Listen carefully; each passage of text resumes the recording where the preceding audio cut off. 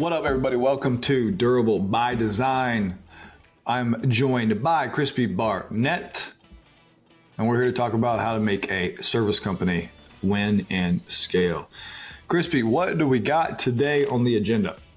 Man, I really thought you were going to introduce me as the internet's boyfriend. I was like, that's 90. Next. If I did that right now, to be introducing you as Legolas, but I see. Okay, not the internet's boyfriend. Down. Yeah. Hey, Legolas could be the internet's boyfriend to some people. You never know. Okay. You know, today's topic. Agencies are not durable by design because they track feelings over performance. So generally, they confuse motion with progress. They get caught up in client delivery and they feel that, okay, I'm very busy, so things are going well. And that does not equate directly to performance. They measure success based upon that instead of actual numbers and data. It goes back to the adage of data does not lie and feelings do. When everyone's busy, no one's really clear on impact or growth or retention or burnout or forecasting of any sort. And so today we'll talk about five things that you should measure at any given time and how to right size the ship if you're currently in a state of not being able to measure performance and just measuring feelings. So question, Crispy, have you ever been in a place where this is often going the idea of working on your business versus in your business, and it feels like you're always, no matter how much you do, you never get ahead. Do you have any stories? I mean, have you felt this way before? And yeah. How did you right the ship? Before we get into the metrics, how did you right the ship? Yeah, I've definitely felt this before, and I remember this distinctly where I would measure success based upon, am I busy? Yes or no, right? Are we going to make payroll for the next X amount of time? And do we have money in our bank account that we feel is sufficient? Those three things were like, great. Business is awesome, which is not a metric. That means business is awesome, like plain as day. I also remember times when I was dying for the HubSpot commission to come in from what we sold to help like right size profitability and save the day and stuff like that. And so the reason you get to that point is because of the lack of reporting or the lack of visibility into your actual performance at a given time to iterate immediately versus wait for the impact and then iterate. And so the learning lesson for me along this journey was I had a very tough quarter where deals pushed to the next quarter. It was just a rough year generally. And I was constantly having to wait for software commission payouts from like multiple vendors. And I told myself, this is not good. I can't constantly be waiting for a lifeline in 90 days, to save profitability and fill the bank account. That means that something's not going right now and I have to figure out what that is. And so then we introduced the concept of, tiger teams within our leadership group. And so we attacked this problem and understood how are people spending their time in the business, what clients are taking up the most amount of time, and comparing their time spent to the profitability of like the business generally. And then we cleaned out customers, we upsold people because we realized we were spending too much time, and that allowed us to build a foundation that gave us visibility into the kind of the pulse of the business. I called it the number 10 dashboard. Actually, the number 10 in the footballing world is the guy that makes everything happen. He's a playmaker. And so we called it the 10 dashboard. So it's the dashboard that measures your revenue, profitability, your pipeline forecast for the next 90 days, your total client health score and utilization, and then generally your bandwidth as a team as well.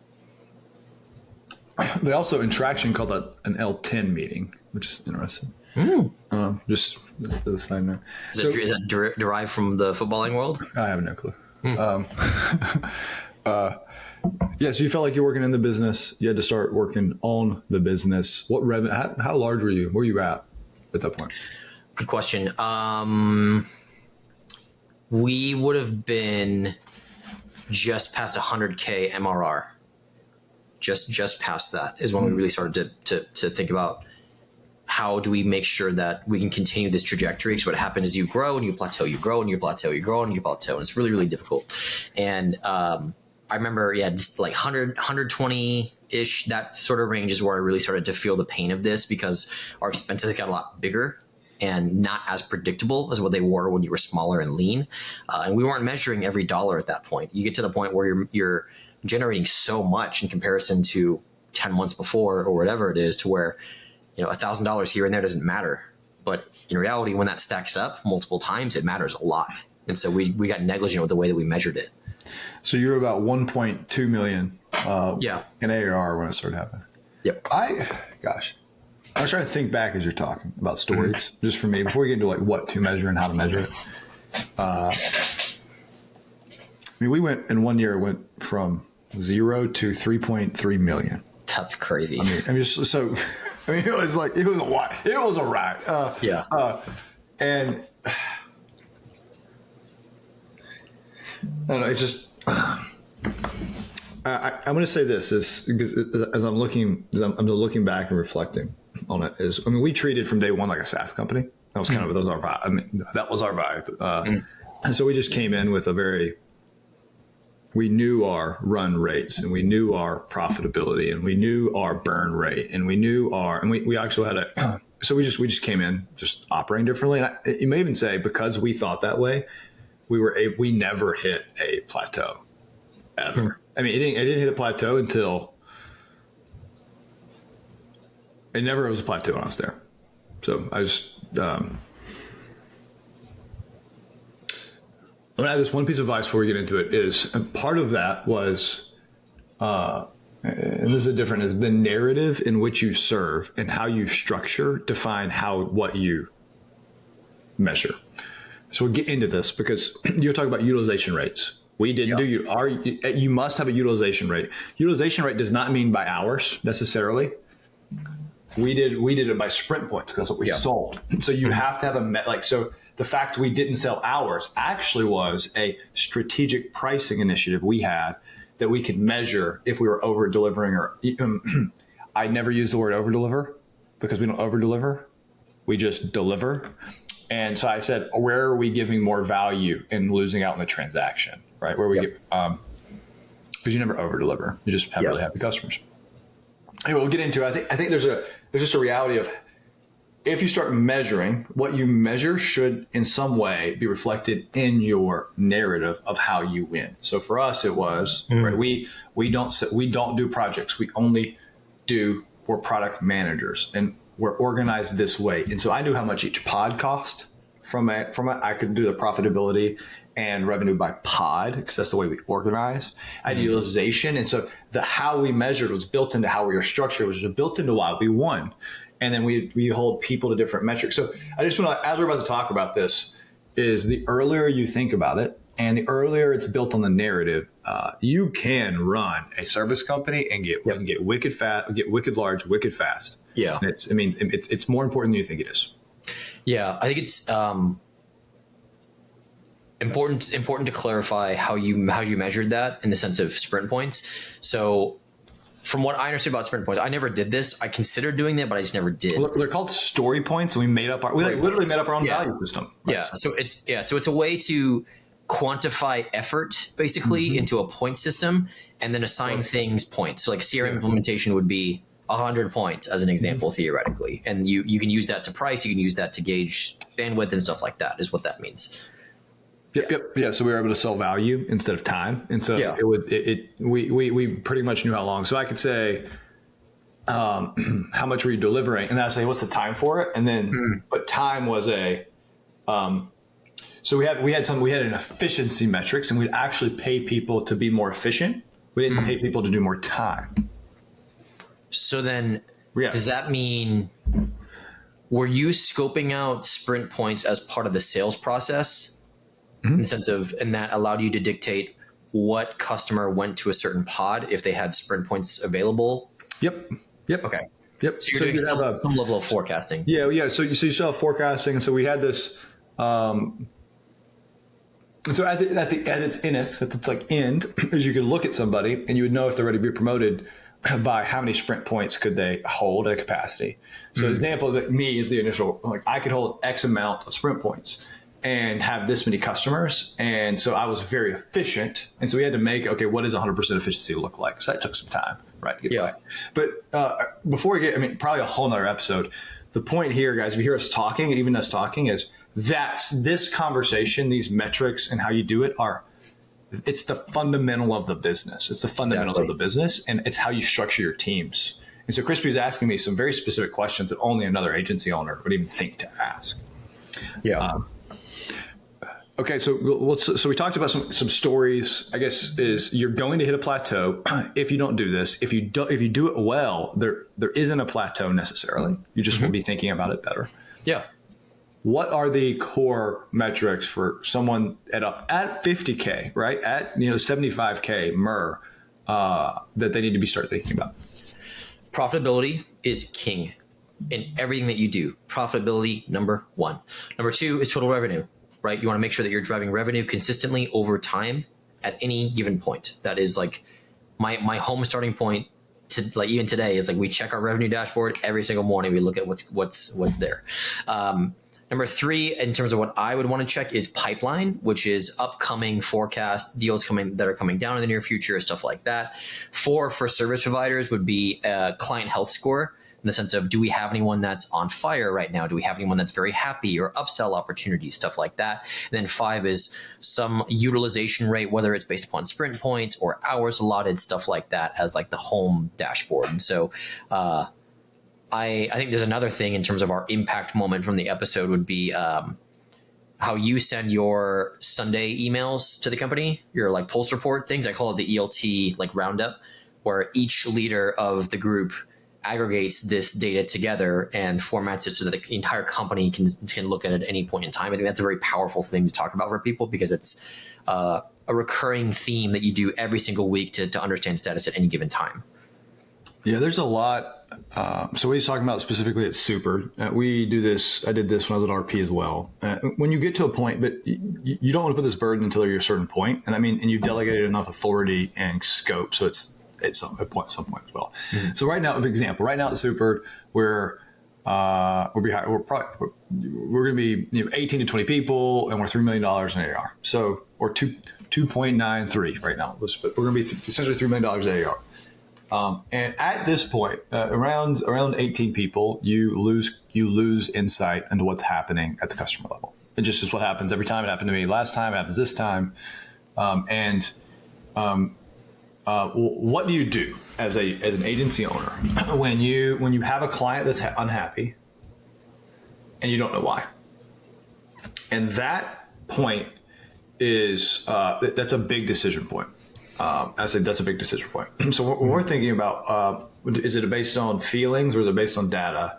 Is you just have to start getting other people to think about the problem set in specific ways. And so what these reports do is it'll say, give me the most notable things that happen, give me the high points, give me the low points, give me things you're concerned about, what are the risks.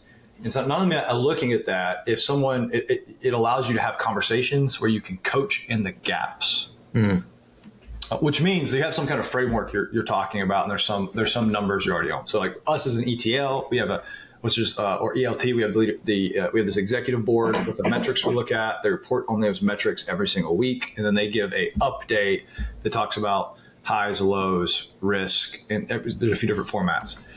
It allows me to have a very good feel of the business as we go through and have specific conversations with people. And then I have my all hands where I'm talking to people about what happens, what's working, what's not working. And eventually, over time, that starts giving some kind of weekly comment, weekly email to the entire company about where we are, why we are, and what we're doing. Yeah, I would, guys, if you feel like you're working in the business, not on the business, here's what I would tell you. I would tell you it's your fault. It's your fault. It's not going to get any better. You can't work less time. You're actually going to have to work harder for a bit. You're like, I've already working harder. Deal with it. Like, I'd say this is, especially as an agency owner, like this is it. Like this point in time, and you're going to decide: do I want to grow, or do I want a lifestyle business? And this core, when you hit this problem, I'm going to be a lifestyle business. I'm going to scale, and this is where you get your scars. Is when you decide, because you're gonna measure it the wrong way. You're going to build it the wrong way. And that's okay. Here's some other points. It's your fault. Own it. Number two is never fall into the trap of stopping demand. It's bad. So I'm going to stop for a second so I can get the house in order. I'm telling you, all you're going to do is you're going to run out of food, and you're going to have to end up firing people. It's going to be really sad. Do not fall into the trap. No matter how much you want to, do not ever say I'm full. Never say I'm full. And number 3 is all this other stuff is, and you're gonna intrinsically know the things you need to look at that are always right. Cash, revenue, profitability. Great. You're probably already looking at those and you can sleep at night. But the thing you need to look at next is whatever you do, whatever you term it, is utilization. Yeah. And it will be the base metrics is I have this amount of people, I have this amount of capacity, however you define capacity. And based on the current load, I am at this level of utilization or efficiency, meaning I can add more to the bucket, or perhaps the bucket's not performing well enough based on what I think it should. It gives you all this insight, and that is really where the art, the science of running an agency comes from. And it will dictate how you organize and how you sell, how you brand, all of it. And so I think that was our competitive advantage at the beginning. We knew all of it up front. We just executed violently. And so we never ran out of capacity, never stopped running demand. And we got lucky, and it worked. It's crazy to go from 0 to 3.3 million in 1 year, and then double the next. I mean, it's like you think about it, it's imploding, right? And we're creating people, not product. And so, like other things, you have to start measuring. We measured a lot of this stuff. It's because NPS is like repeatable outcomes, but we had like very specific paths. We had everybody in, so we had many outcomes dedicated every, and that would measure on how quickly they're doing them.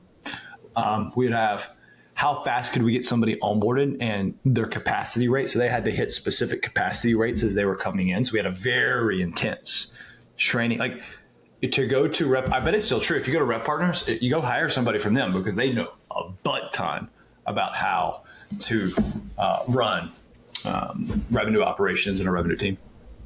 The methodology was so strong as well. Everyone that I've crossed paths with that used to work at RP that now works someone else, I've always noticed that they've held on to the methodology. And it's crazy that you were able to implement that in such a short time period while also scaling at the rate that you did. Like that's wild. That alone, because imagine, I mean, your hiring roadmap in a year must have been crazy. Yeah, we'd be hiring 3 to 4 new strategists. And we call them strategists, and what we call to people, I mean, you just be hiring perennially. And so we had to have, we brought on HR earlier. I mean, it was wild. I look back about it. Maybe I should write a book about it. Crispy already done his, but yours is a way more crazy story than mine is, but that's crazy, dude. Yeah. Well, team, I hope this is helpful. There's a variety of different ways to talk about working on the business and not in the business. There's lots of books. Traction's a really good book to even start thinking about these things. It introduces the concept of rocks. We're going to talk about rocks, first projects in the next episode, and how we use them internally to drive change in the business. So stay tuned. Stay awesome, everybody. Appreciate y'all. Stay awesome. Keep doing it big and never stop believing. Adios.